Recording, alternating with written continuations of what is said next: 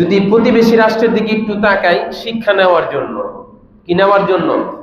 শিক্ষা নেওয়ার জন্য এবং প্রতিবেশী রাষ্ট্রকে শিক্ষা দেওয়ার জন্য। দুইটা কারণ। প্রতিবেশী রাষ্ট্রের আলোচনা কেন করবো?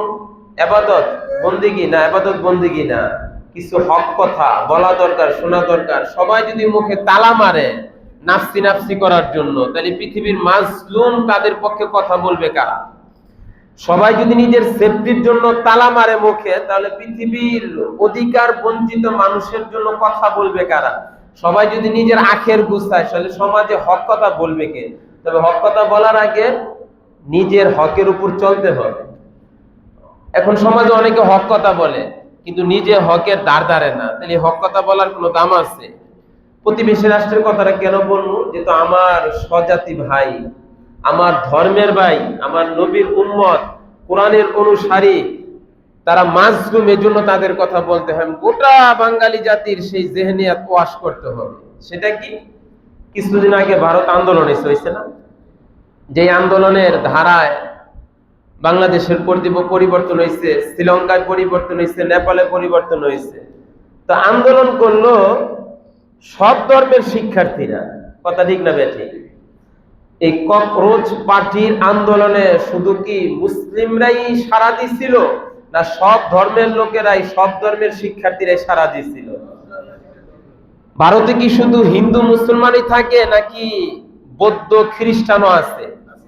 তার মানে এই আন্দোলনে সমস্ত শিক্ষার্থীরাই যোগদান করছে।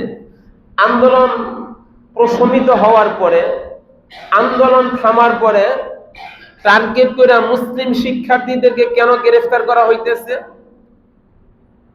প্রশ্ন জাগে কি জাগে না? আপনি বলবেন যে হুজুর আমার এত খোঁজ খবর নেওয়ার দরকার আছে, কামাই করি, খাই, জুমার দিনে জুমা পড়ি, এই তো আমার কি ওইগুলা ফিকির করার দরকার আছে?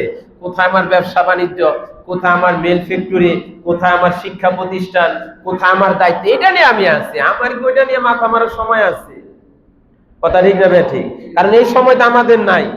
আমাদের সময় আছে শুধু টাচ মোবাইল নিয়ে সময়ের পর সময়, ঘন্টার পর ঘন্টার ওই বিধর্মীরা, পশ্চিমারা যেটা আমাদেরকে চাপায় দিচ্ছে, ছোট নাই, বড় নাই, যুবক নাই, মুরব্বী নাই, ইয়াং নাই, মুসল্লি নাই, গায়ে মুসল্লি নাই, হাজি নাই, গাজী নাই, মাওলানা নাই, মুফতি নাই, অল টাইম খালি ওই যে টিপাটিপির মধ্যে সময় নষ্ট করতেছি। আমার স্বজাতি ভাই অধিকার বঞ্চিত হইয়া, মাজলুম হইয়া তারা দুনিয়ার থেকে বিদায় নিতেছে, নামাজ আদায় করতে পারতেছে না। তাদের জন্য আপনি মুসলিম স্বজাতি ভাই, আপনার কিছু করার নাই। এই 5 ওয়াক্ত নামাজ আর জুমার নামাজ পড়ে জান্নাতে চলে যাবেন, এই গ্যারান্টি কে দিল?